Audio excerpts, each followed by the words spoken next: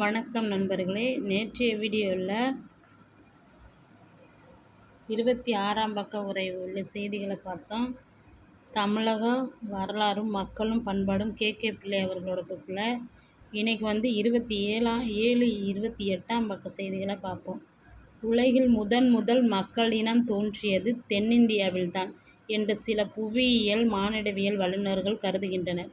இவர்களுடைய கருத்துக்கு சார்பாக போதிய சான்றுகள் இன்னும் கிடைத்தில. எனினும் இந்திய துணைக்கண்டத்தை பற்றிய வரையில் தென்னிந்தியாவில்தான் முதல் மக்கள் இனம் தோன்றிற்று என்பதில் ஐயம் ஏதுமில்லை.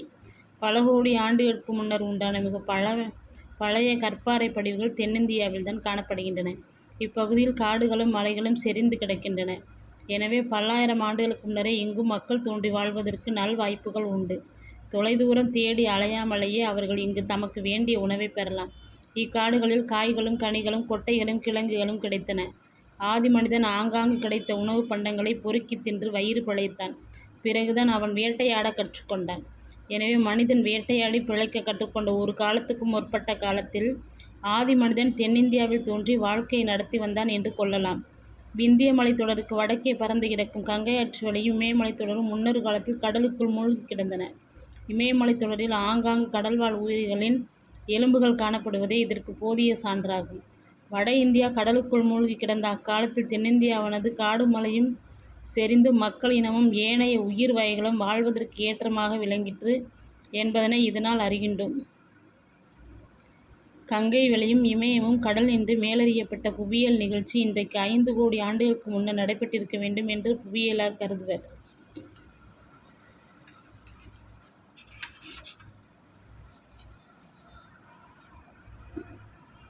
தென்னிந்தியாவுக்கு தெற்கில் அமைந்திருந்த லெமூரியாவில்தான் முதல் மக்களினம் தோன்றிற்று எனவும் அவ்வினமே தமிழ்நாட்டின் ஆதிகுடிகள் எனவும் லெமூரிய கொள்கையினர் கருதுவர்.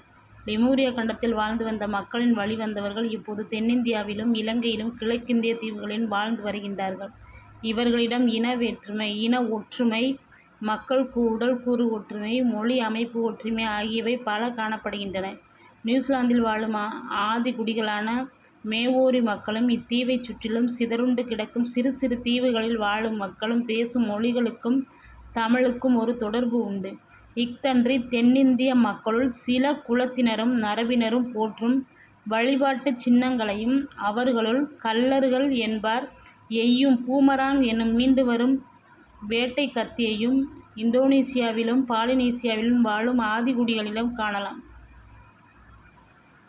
மேலும் போர்னியா தீவின் ஆதிகுடி மக்களான டயாக்குகளும் ஆனைமலையின் பழங்குடிகளான காடர்களும் மரமேறும் முறை ஒரே விதமாக உள்ளது. இக்காடர்களும் தென்னிந்திய ஆதிகுடிகளுள் மற்றோர் இனத்தவரான மலைவேடர்களும் முன்பற்களை துணித்து கொள்ளும் வழக்கம் ஒன்று உண்டு. மலேசிய நாட்டினரான ஜூகுன்களும் இப்பழக்கத்தை மேற்கொண்டுள்ளனர். மற்றும் தென்னாப்பிரிக்க வாசிகளான நீக்ரோவர்களின் சாயை தென்னிந்திய ஆதிகுடிகள் சிலரிடம் தோற்றமளிக்கின்றது. பண்டை காலத்தில் இத்தீவினருக்கும் இடையே தொடர்ந்த போக்குவரத்தும் இனக்கலப்பும் ஏற்பட்டிருக்க வேண்டும். லெமூரிய கண்டம் இருந்ததற்கும் அக்கண்டத்தில் வாழ்ந்த ஆதி மக்கள் வழி வந்தவர்களே தமிழர்கள் என்பதற்கும் மேலே கொடுத்த சான்றுகள் ஆதரவாக காட்டப்படுகின்றன. எனினும் தமிழ் மக்கள் லெமூரிய ஆதிகுடிகளில் நேர்வழி வந்தவர்தாமா என்ற ஐயப்பாடு நிகழாமல் இல்லை. இங்கு நாம் கருத்து கொள்ள வேண்டியது ஒன்று உண்டு. 5 கோடி ஆண்டுகளுக்கு முன்பு, அதாவது கங்கை வெளி உயர்ந்து லெமூரியா மூழ்கி போகும்போது உலகின் மேல் எங்கும் மனித இனமே தோன்றவில்லை. அது தோன்றியதே சில 100,000 ஆண்டுகளுக்கு முன்புதான். எனவே 5 கோடி ஆண்டுகளுக்கு முன்பு லெமூரியர்கள் வாழ்ந்திருந்தனர் என்பதும் அவர்களே தமிழருக்கு முன்னோர்கள் ஆவர் என்பதும் எவ்வாறு பொருந்தும்? தமிழர் தமிழகத்திலே பிறந்த ஆதிகுடிகள் என்பது லெமூரிய கொள்கையினரின் முடிவு. இவர்கள் மேலும் ஒன்று கூறுவர். தமிழ் மக்கள் சிலர் நாட்டை விட்டு வெளியேறி படர்ந்து சென்று மத்திய தரைக்கடல் பகுதியில் குடியேறி பின்பு பல பழம் நாகரிகளை வளர்த்தனர் என்றும் இவர்கள் கூறுகின்றனர். இக்கொள்கைக்கு பேராதரவு கொடுத்தவர் பேராசிரியர் PT சீனிவாச ஐயங்கார் ஆவார். தமிழர்கள் தமிழகத்தின் ஆதிகுடிகள் என்ற கொள்கைக்கு விஞ்ஞான முறையிலான சான்றுகள் மிகுதியாக இன்னும் கிடைத்தில. பழங்கற்கால தமிழன் எந்த மனித இனத்தை சார்ந்தவன் என்று ஊகித்து அறிவதற்கு சான்றாக அக்காலத்திய மனித எலும்புக்கூடு ஒன்று இதுவரையும் கிடைக்கவில்லை. புதைபொருள் ஆராய்ச்சி துறையில் மேற்கொள்ளப்பட்ட முயற்சிகளின் மூலம் தக்காணத்தில் வடுநகரிலும் ஜாவாவிலும் ஆப்பிரிக்காவிலும் மனித வடிவிலுள்ள எலும்புக்கூடுகள் கிடைத்துள்ளன. வரலாற்றுக்கு முற்பட்ட காலத்து மக்களுடைய இன வேறுபாடுகள், நாகரிகம், பண்பாடு ஆகியவற்றை பற்றி ஆராயும்போது சிறப்பாக நாம் 3 துறைகளில் கருத்தூன்ற வேண்டும். தமிழரின் உடல் தோற்றம், புதைபொருள் ஆராய்ச்சிகள் வெளிப்படுத்தும் பாண்ட வகைகள், கருவிகள் ஆகியவற்றின் அமைப்பு. இத்துறைகளில் நம் கருத்தை செலுத்தி ஆதித்தமிழரின் வரலாற்று கூறுபாடுகளை நாம் ஆராய வேண்டும்.